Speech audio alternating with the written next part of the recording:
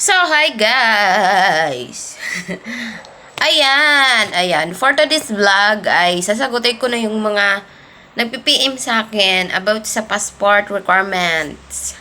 Ngayon lang ako nakapag-vlog kasi nga I'm too much busy. Charis! Ayan, ngayon lang talaga ako sinipag. So, tinatamad na ako magsagot-sagot sa mga PM-PM.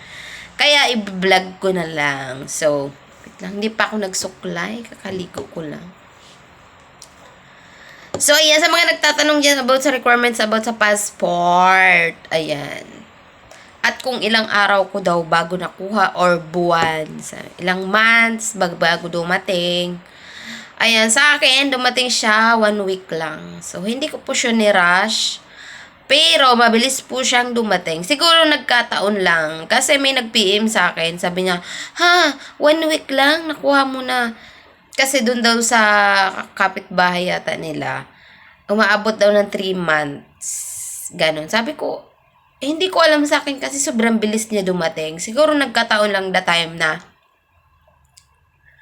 konti lang siguro yung mga kumukuha. Hindi ko rin alam. Kasi hindi ko naman siya ni-rush talaga. So, yun lang. So, may mga magtatanong pala sa akin, ano nga ba ang requirements? So, ang requirements po ngayon 2023, depende po sa DFA na pupuntahan niyo. Kasi minsan may DFA kasi na tawag dito, masyadong mahigpit sa mga requirements. Pero sa DFA dito sa Alimol, Cubao, Quezon City, dito kasi ako sa may Alimol schedule. So, tawag dito, ang requirements lang isang valid ID. Ayan, sa mga nagtatanong din kung tinatanggap ba ang national ID? Yes po, tinatanggap po ang national ID, tapos valid ID. At sa mga wala pang national ID, kung may mga valid ID naman kayo or pwede yung PhilHealth, tapos mag-another, ano pa kayo na isang ID pa na para sure lang. Pero, tsaka sa mga estudyante, ayan, tawag dito, 15 years old pa baba yata, 17 to pababa yata, kailangan ng may kasamang magulang, ayan.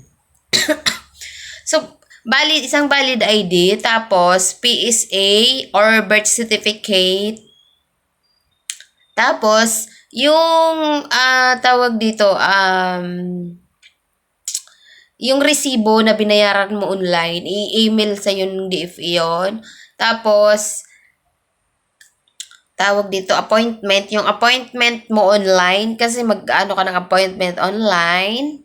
So, yun, ang i-email sa'yo, 3 yun eh. So, ipapa-xerox mo lang yun, pati yung ID mo, yung birth certificate mo or PSA mo, ipapa-xerox mo yon. Sa mga kasal naman, marriage contract, kailangan din yon. Ipapa-xerox nyo lang din. Pati yung in-email sa'yo ng DFA, ipapa-xerox nyo. Tsaka yung resibo na binayaran nyo, ayan. Yung binayaran ko, hindi ko siya ni-rush, pero 1,000 lang siya. Tapos pagdating doon, tawag dito, nagbayad lang ako 150 for delivery kasi hindi ko siya pinick up, pinadeliver ko na lang kasi siyempre hassle din yung lalo na sa atin na may mga trabaho, hindi na tayo balik ng balik doon. Pinadeliver ko na lang is 150 ang bayad. Depende siguro kung gaano kalayo sa inyo. Ayan. Pag may appointment kayo online, ayan, nakalagay naman doon kung anong available na day. Wala pong Saturday and Sunday, wala. Monday to Friday lang. So, syempre, pwede pumunta kayo sa Google Chrome, i-search nyo doon ang passport, www.passport.com.ph or www.dfa.com.ph. Ayan. Tapos, mag-appointment na kayo doon. Mag-fill up lang naman kayo. Tapos, ayun, magpipili kayo ng day kung kailan kayo pwede. Ayun. Tapos, magbabayad kayo online via GCash or convenience store. Meron din mga 7-Eleven, LBC, ganon. Pero, ako sa GCash ako nagbayad. Ayan. At saka sa mga mahigpit po tayo sa damit, mga beshi ko Ayan. Ang sinusuot, syempre, kailangan natin mag-t-shirt, mag-formal attire naman tayo. Hindi naman kasi formal attire. Parang t-shirt lang, kahit anong kulay, basta hindi kita ang dibdib, hindi kita ang braso ng sobra. Siguro mga ganito, pwede na yan. Tapos takip yung dito natin. Ganyan. Kasi nga sa akin, hanggang ganyan lang yun, pinaganito pa, So, yun. Kailangan naka-t-shirt. Gusto nyo mag-polo kayo. Char.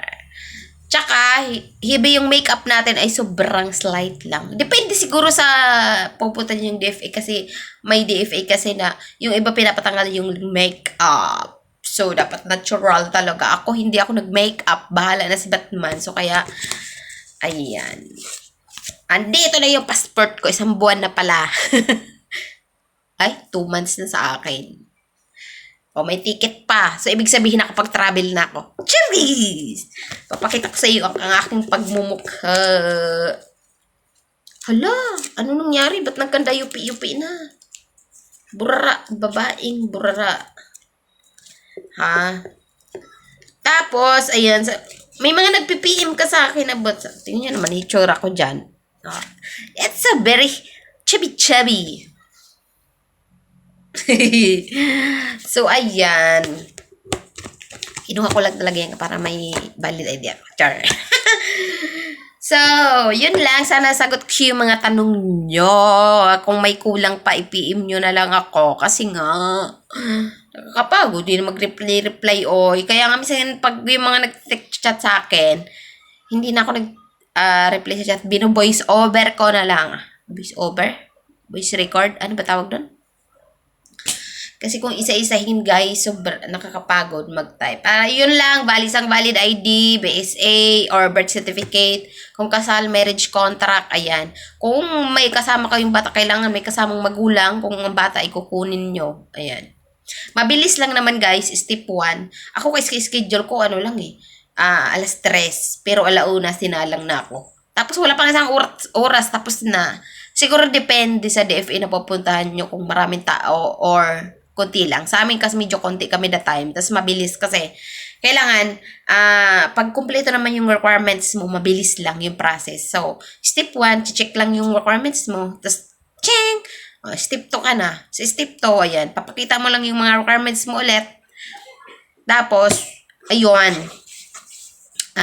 Titingnan doon kung kompleto ba or kung tapos magpe-perma ka lang there.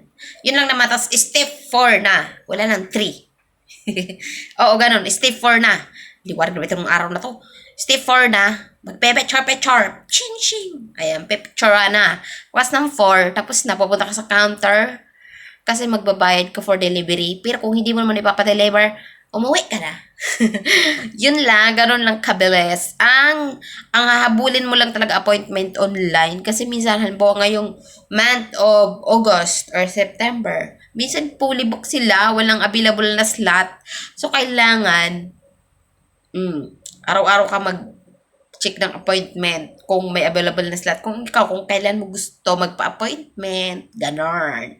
So, okay na din yung, huwag ka na magbayad na, magpapa-appointment ako, magbabayad ako. Minsan, kasi, di ba ganoon ngayon, magpapa-appointment, may bayad 350 yata, or 450, or 200 plus. Kaya natin magpa-appointment online, guys, na tayo mismo, kasi may mga cellphone naman tayo, may internet, ganon. So, basta punta lang kayo dun sa Google Chrome, search nyo lang www.passport.com.ph or www.dfa.com.ph. Ganun lang. Tapos may nakalagay na for appointment. So, ayun lang. Sana nakatulong ako. So, yun lang. Sabay-sabay tayong mag-travel. Pera na lang ang kulang. So, ayan. Thank you for watching. Sana nakatulong ako. Babas. Don't forget to like and subscribe. Comment down below. Kung may mga gusto pa kayong itanong or whatever. Charis. Ayan. Esme Gangs Channel.